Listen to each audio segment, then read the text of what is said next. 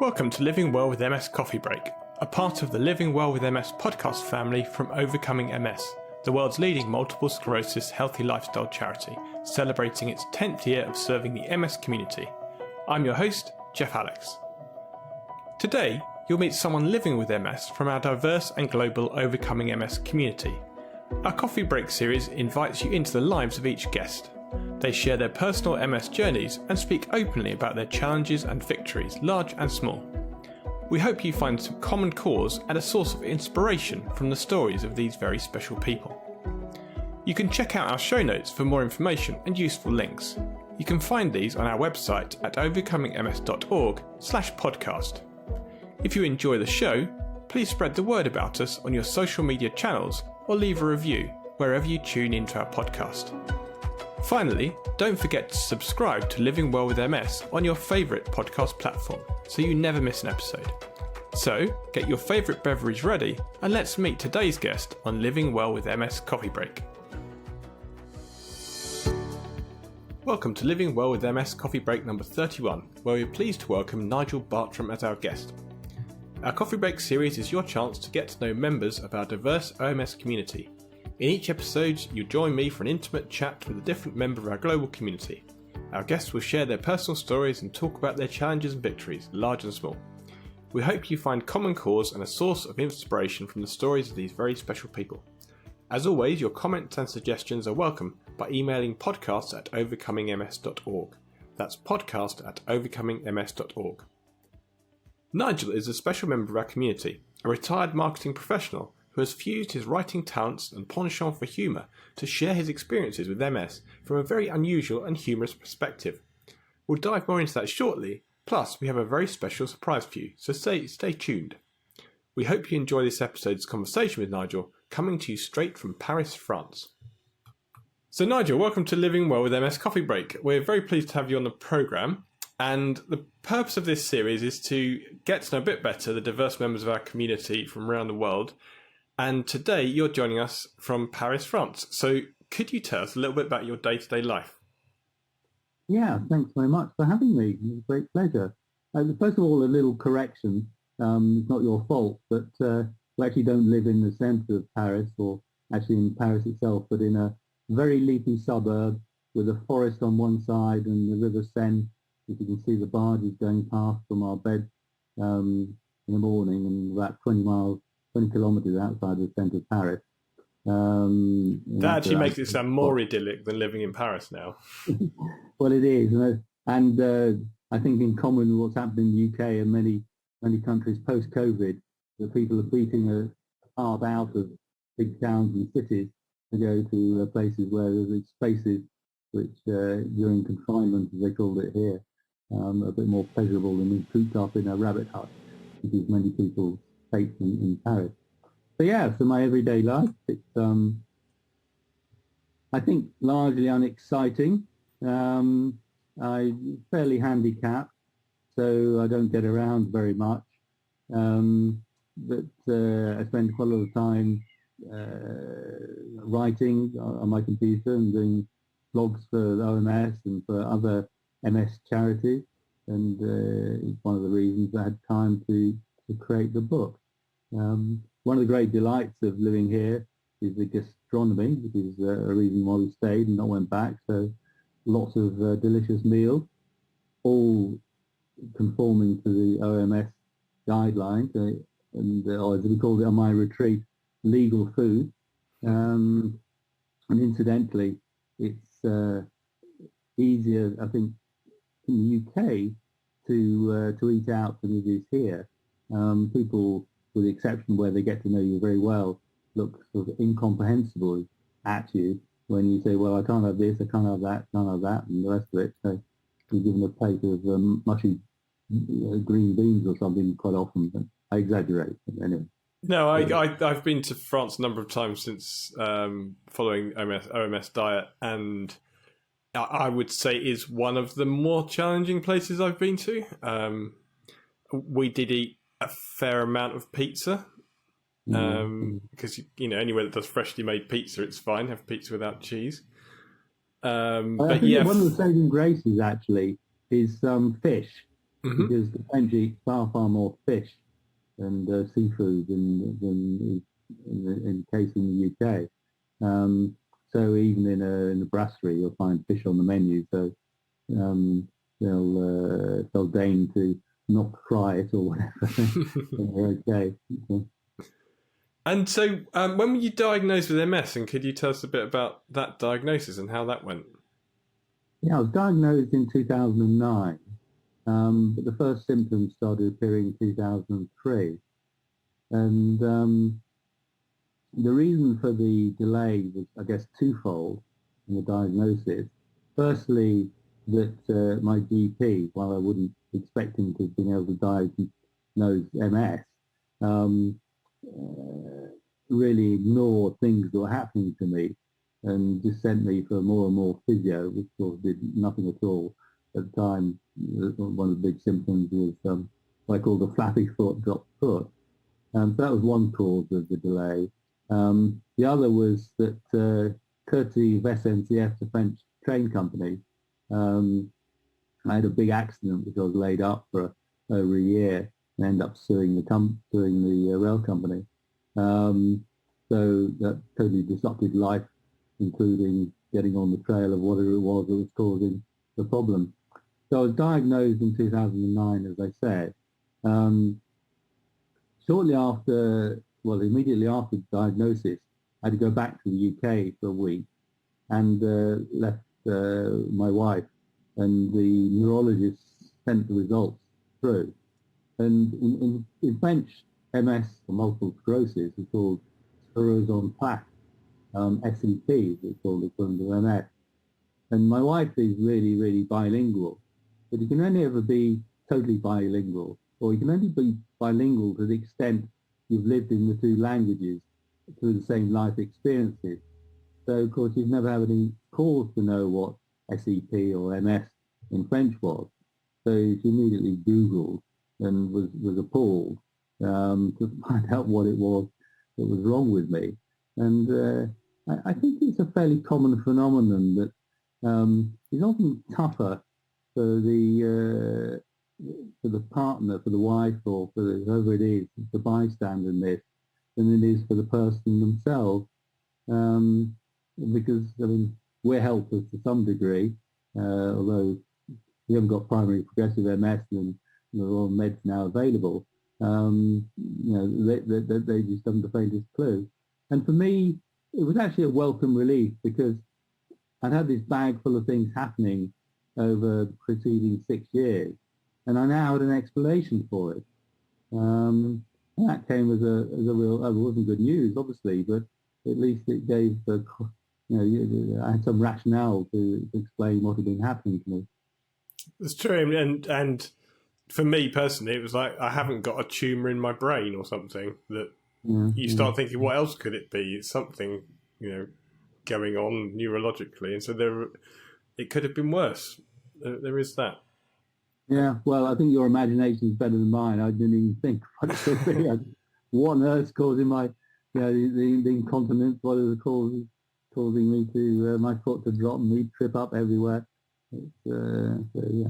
And when did you come across OMS, and how did that go?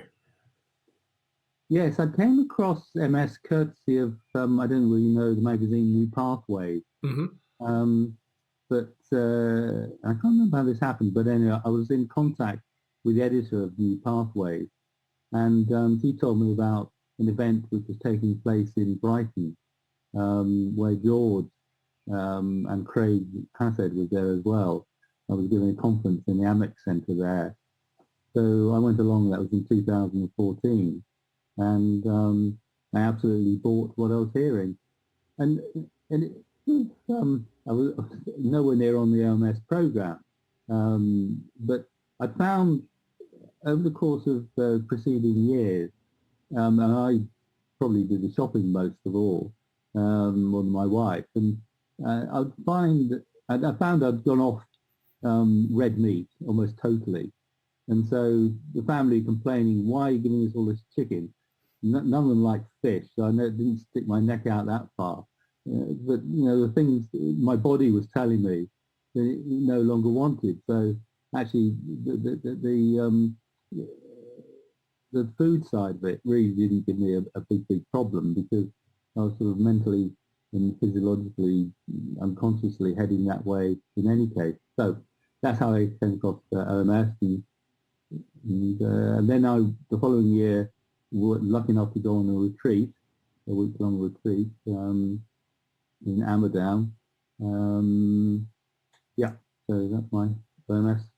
And you mentioned in one of the 3 things to know about you in the show notes that OMS may have saved your life. So that's quite a powerful statement. So could you tell us about that? Well, a powerful statement made by a non-medic, non-scientist. You have to take it with that caveat. Yeah, it was coming up for 3 years ago. I was admitted into A&E, and well, twice actually. So they bundled me out the door at 2 o'clock in the morning the first time, and it turned out to be pancreatitis, which probably be caused by a gallstone escaping the gallbladder. I got septicemia, and I got a couple of other things. So I was 6 weeks in intensive care, and honestly, my honest belief, but I say it's an untestable thing to say, but that I wouldn't have had, my body wouldn't have been strong enough to withstand all that. The surgeon who subsequently took out my gallbladder to avoid any repetition of gallstones, he said, well, because I was questioning whether, because I said it's the first time anything like this ever happened, whether it was necessary. And he said, well, about 50% of people who get pancreatitis like you did die. So you're lucky to escape that. And then you had septicemia on top of it. And so, that's my belief. There was some inner strength that really got me through it. It was very challenging to keep to the diet, keep to the food regime in hospital with hospital food. So, yes, I've had some infusions, and I found that staying in hospital can be somewhat problematic. But thankfully not for as long as you, so I could sort of manage it for a few days. Things being brought in. They allowed my wife to come in with meals, stuff in the fridge for a couple of days worth. So a mixture of starvation, brought in meals, and got me through it. So you've touched on your book. So if we could change a little bit and talk about this. So it's a hugely exciting project you just completed and about to launch. And the book is called MS, A Funny Thing, which is an illustrated collection of humorous essays that you've written through the years about your experience with MS. So could you tell us a bit about the book? Yeah, sorry, just to slightly correct what you said. Well, first of all, the full title is MS, A Funny Thing, brackets, sometimes, exclamation mark. Right. Not always. And secondly, that I've got 2 or 3 stories in there, but I didn't want a book about my experiences. I wanted a book about lots of people with MS's experience, and therefore it's a collection of stories and a couple of poems by people that I've garnered over the years. So it's an illustrated book. Each story or poem is illustrated by funny drawing done by, or painting done by professional artists. The genesis actually came about on the OMS retreat, because I was really surprised, agreeably so, by the real positivity that I found amongst my fellow retreatees. I don't know what I was really expecting, but plenty of laughter, lots of bon ami, and so on and so forth. And so I thought, well, this is good. People with symptoms of MS don't necessarily throw away their humorous side at all. And the 2 facilitators, one, Dr. Craig Hassett, the mindfulness guru, and Dr. Karen Taylor, who's a consultant psychiatrist and works in the OMS umbrella, under the OMS umbrella. I bounced the idea off them of a book, exactly as it's turned out, and asked them what they thought, and they thought it was a very, very good idea. So I floated it to the group, who all liked it as well. So I was able to tap the group for the members of the group for stories, and that was really the start of it. And has humour helped you deal with some of the challenges of MS? I guess so. I never really thought about it in those terms, because it's looking for the funny side of things, and not in a desperate search, but through difficulty. Often in retrospect, you do find something to laugh about, something that wouldn't have happened to somebody else if they'd been able-bodied or not been in that particular situation because of the MS symptom causing that. And through the book, being able to talk to other people about their experiences and, helping them write up in some cases their experiences. And they're genuinely funny. And another special thing about the book is that you've dedicated all the proceeds to several nominated MS charities. So what compelled you to make that decision? Why did you decide to model the project this way? Because I don't need the money. We don't need the money particularly. I thought that choosing the charities that they have given me a lot. So it's a way of paying that back, hopefully with dividends. So it was pretty much a no-brainer to do it for those two reasons. And I've heard that there's an interesting backstory with how you came to work with the illustrator for the book. So could you tell us a little bit about that? Yes. The idea for having illustrations came from a friend in London. And at the time, one of her brothers was doing an art course. And I said, yeah, it's a great idea, but where do I find somebody to do the illustrations? And as I said, her brother was doing an art course at the time. So she said, well, I'll get my brother to post something on the notice board. And which he did, and there were a couple of responses. One of which it turned out to be the person that did probably about the first 12, 15 illustrations, was an Italian student studying in London at the time. And who she termed her favourite auntie, it wasn't actually an aunt, a blood relation, but favourite family friend, had MS and quite severely disabled. And so it obviously chimed with her as a cause. But I think what also within that struck a chord was that despite I did have a Zoom with a so-called auntie one occasion who was in a wheelchair, unable to use a mouse or use an eye movement to control the cursor, but was nonetheless chirpy. So I think that probably resonated a lot with the illustrator. And so for pittance, he did the illustrations and exercised a lot of patience in dealing with somebody who's completely unartistic and on a good day can do a half sensible brief, on a bad day nobody can understand what I'm thinking about. And since we've whet everyone's appetite about the book, we have a special treat for our listeners, and Nigel's going to read one of his essays from the book. So it's the first author reading we've had on the podcast, so please take it away, and could you share the title and a little context on the piece that you're going to read for the next few minutes? Yeah, well, this isn't one of my stories, because I wouldn't lay claim to having the best stories in the book at all. This is one I selected it because it's quite punchy and not too long. So I thought I don't want to send your listeners off to sleep. Well, what if I did, with a smile on their face, perhaps? But anyway, so the title of this is by somebody called Ian Daly, And the title is MS, Walking Sticks, Waterboarding and Much More. Multiple sclerosis is an insidious disease.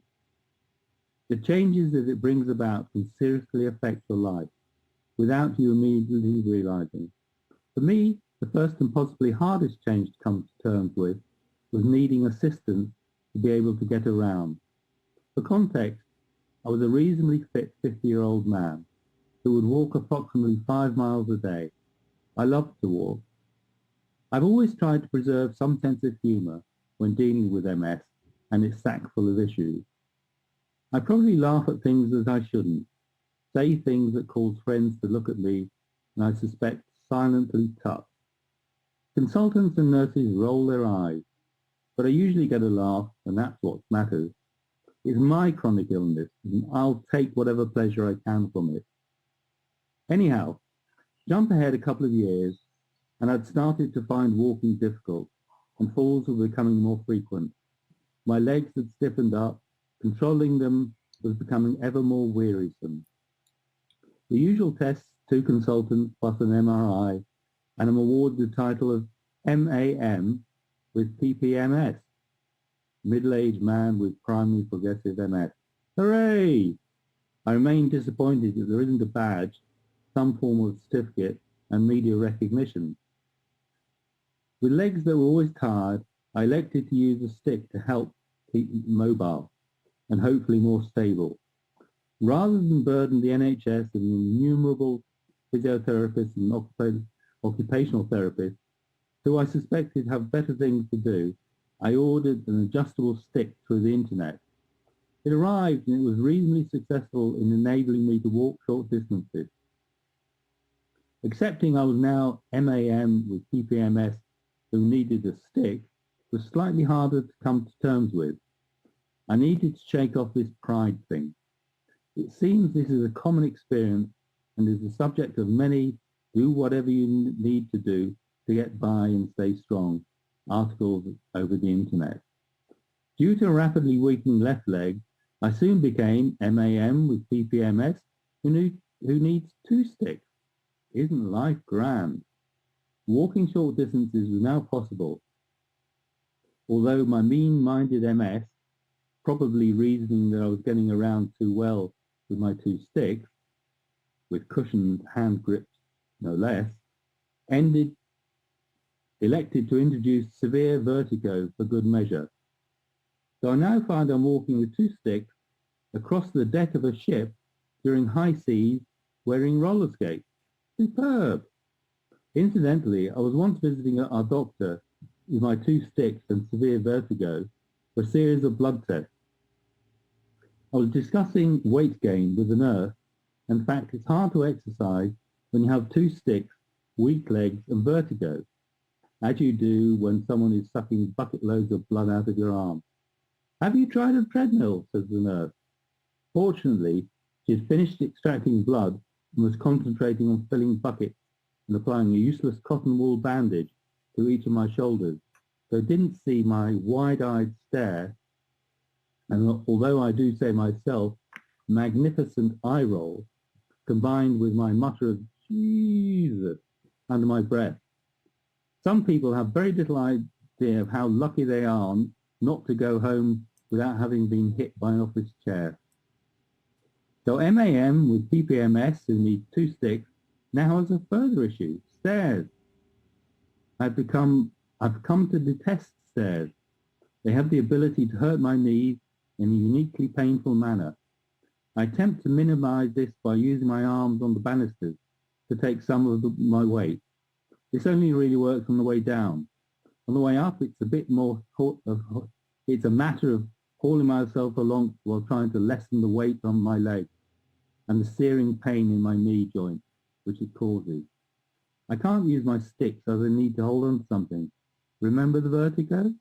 I suppose I could try a treadmill. You need a stair lift. What is it I now need? A stair lift. So MAM with PPMS who needs 2 sticks becomes MAM with PPMS who needs 2 sticks and a stair lift. Excellent. To be fair, I rate the stair lift as one of the best inventions of mankind. Okay, there's the wheel, the car, sliced bread, gin, and the internet, but really, I can now get up and downstairs. It does, however, come with a few tiny issues. Issue 1. The stair lifts are generally designed for the elderly, and even more infirm than I. Their operation reflects this. Incidentally, I have nothing against the elderly. Some of my oldest friends are elderly, and I hope to survive to join their ranks one day. DPMS permitting. Anyway, I press a button and go upstairs. Pause to count grains of sand. Nothing happens for what I am told is 5 seconds. It seems infinitely longer. Nothing apart from a very loud screech from the unit, no doubt to warn any other passing elderly person in the vicinity that something is about to happen and that they should dive for cover. The screech is loud enough to hurt my ears. Dogs run down our road to get away from the sound, whilst bats, no doubt attracted by the high frequency, try to get in the windows. Being of a practical nature, I've removed the cover, voided the warranty, and unceremoniously jammed an earplug into the speaker. It's dulled the screech a bit, but I can still hear it, as I suspect all the dogs in the neighbourhood can. Issue 2. After a 5-second delay, and the eardrums have perforated, we're moving. As far as I can detect, there are 3 speeds: very slow, slow, and a bit slow, like my walking these days. When the engineer came to fit and program the unit, I was watching it as it made its leisurely way up and down the stairs, configuring the motor for all the climb and corners. Can you make it go a bit quicker? Nope, sorry, that's it. I'm in no position to argue. Without it, I'm confined to one floor. Admittedly, it'd be one of my choosing. Third issue. Speaking to the company which makes the stair lift, again, don't get me wrong, I know they have a specific demographic they target for sale, and that's grand. What they do not appear to acknowledge is that everyone who needs a stair lift is stone deaf and has a man with a red flag to walk in front of their car. Indeed, I have the hearing of a bat, and until recently owned an extremely large and very fast motorcycle. That was another casualty of the MS progression. Anyway, I digress. An example will be the call to let me know when the engineer was arriving to install the lift. Hello, is that Mr. Daly? The lady speaking clearly and louder than I would generally have expected. It is, I find myself shouting a little, as if trying to join in. Mr. Daly, we're arranging for our engineer, Adam, not his real name, to attend tomorrow. Would you prefer AM or a PM visit? AM, please. Great. Would 11 o'clock be a good time? That should give you plenty of time to get washed and dressed and have your breakfast. Okay, that would be fine. I'm not used to this level of interest or consideration. Like most people, I normally have to endure the we're unable to give you a time. AM or PM is best I can do. Appointment fixed. I wonder if I have time to nip out to get the engineer a gift. Nothing extravagant, you understand, just a token. When Adam arrives, I'll show you his identification badge. If you're not completely happy, please give us a ring to confirm his ID is genuine. He won't mind waiting. I'm not happy. I'll bounce Adam down the... If I'm not happy, I'll bounce Adam down the drive. I beg your pardon? Nothing. 11 o'clock tomorrow then, yep. You see, everyone must be elderly if they have a stair lift. I've done the thing where you ask for a note to be put on your account. You know the sort of thing. Please do not treat Ian as an elderly gentleman. He is not elderly, neither is he a gentleman. This makes not a blind bit of difference. It is extremely annoying that until there's a problem or you need something. About a year ago, I was cruising up to the first floor, coffee in one hand, motorcycle helmet on, in order to deaden the sound, and my finger on the requisite button. I arrived upstairs where I spent some time playing with the internet and drinking coffee. On attempting my return journey, nothing. The whole thing was dead as a dodo. So I telephoned the company to advise them of my dilemma. I'm trapped outside.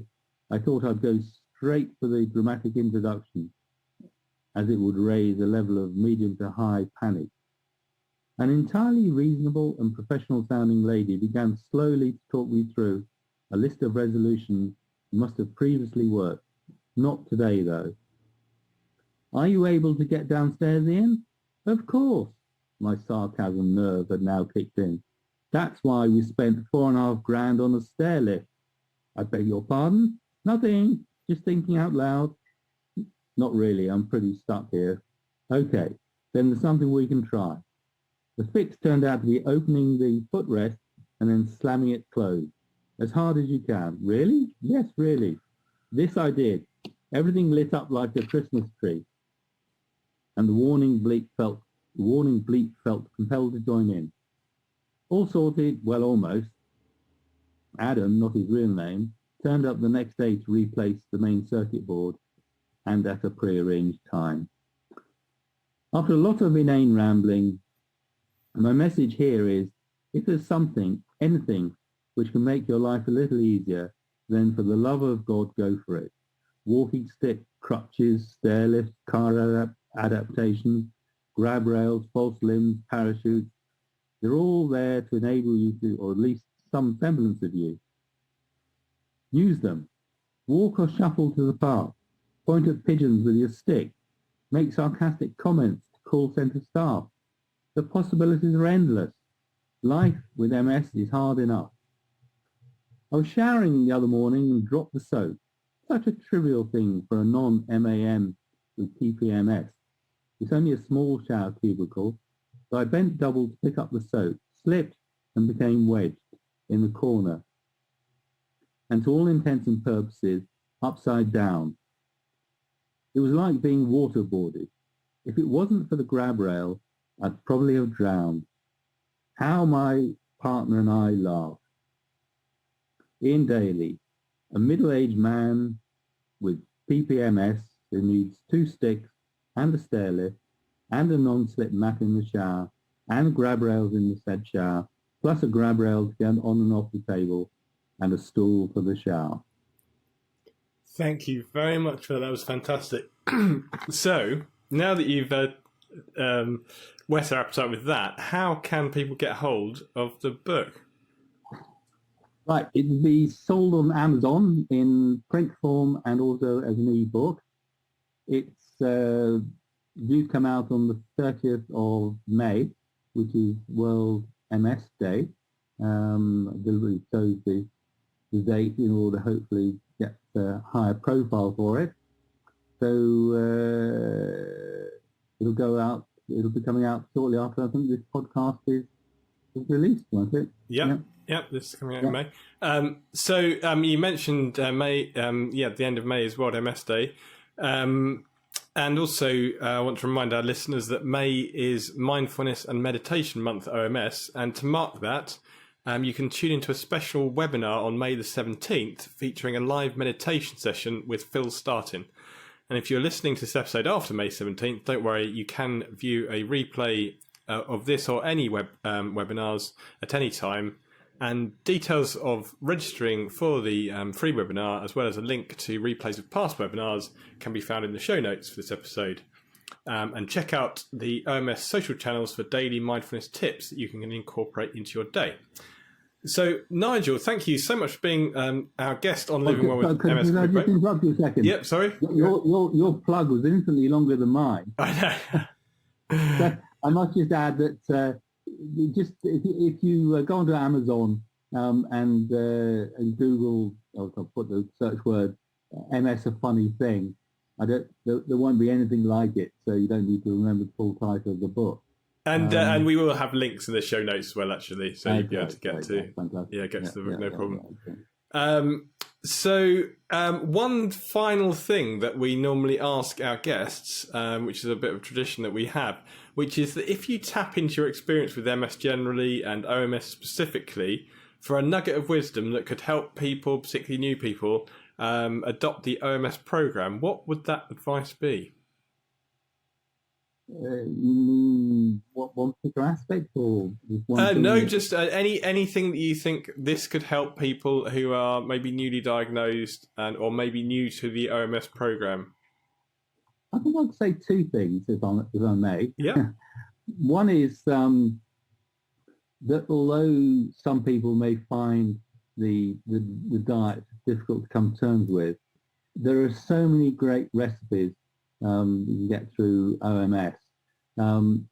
You won't be depriving yourself of an enjoyable gastronomy at all, and it is so utterly healthy that whether you had MS or not, it's such a good thing to do. The second thing I would say, obviously, I don't mean to plug your plug, but is mindfulness is a real blessing, because there are tough times, and being able to, I was going to use the word retreat, perhaps that's not the best verb to use, but anyway, to find a place to go to when you're in difficulty, which you can emerge from tranquil and at ease with the world, having cured nothing other than maybe anxiety or stress, which is important in its own right. I'd highly recommend that. With that, thank you very much for joining us, Nigel Bartram. A great pleasure, and do buy the book, and it comes complete with a testimonial from George Jelinek. Can I just read out what he said? Absolutely, yeah. Because he's got a bit of a tease in there. There are three things I like to say about Nigel's book. First, in medicine, we now understand that laughter is good medicine. This book is decidedly good for you. Secondly, all proceeds go to worthy MS charities. Win-win. Third, now, what was it, that third thing? I need to take Nigel Sage's advice and stop nominating how many points I'm about to make, don't I? In order to unpack and understand that last comment of George's, you'll need to buy the book and read the preface. Okay, with that, thank you very much. And I would encourage everyone, search out the book on Amazon. Actually, I should say that you can do this thing called Smile at Amazon, and you can nominate a charity. So not only does the money go to charity from the book, but actually everything that you buy from Amazon, you can nominate a charity, which OMS is one of the charities you can nominate, and a small amount of any shopping at Amazon would actually go to charity. There's a win-win-win-win. Thank you for listening to this episode of Living Well with MS Coffee Break. Please check out this episode's show notes at overcomingms.org/podcast. You'll find all sorts of useful links and bonus information there. Do you have questions about this episode? Or do you or someone you know want to be featured in a future Coffee Break episode? Then email us at podcast@overcomingms.org. We'd love to hear from you. You can also subscribe to the show on your favourite podcast platform so you never miss an episode. Living Well with MS Coffee Break is kindly supported by a grant from the Happy Charitable Trust. If you'd like to support the Overcoming MS charity and help keep our podcast advertising free, you can donate online at overcomingms.org/donate. To learn more about Overcoming MS and its array of free content and programmes, including webinars, recipes, exercise guides, OMS circles, our global network of community support groups, and more, please visit our website at overcomingms.org. While you're there, don't forget to register for our monthly e-newsletter so you can stay informed about the podcast and other news and updates from Overcoming MS. Thanks again for tuning in, and see you next time. The Living Well with MS family of podcasts is for private, non-commercial use and exists to educate and inspire our community of listeners. We do not offer medical advice. For medical advice, please contact your doctor or other licensed healthcare professional. Our guests are carefully selected, but all opinions they express are solely their own and do not necessarily reflect the views or opinions of the Overcoming MS charity, its affiliates, or staff.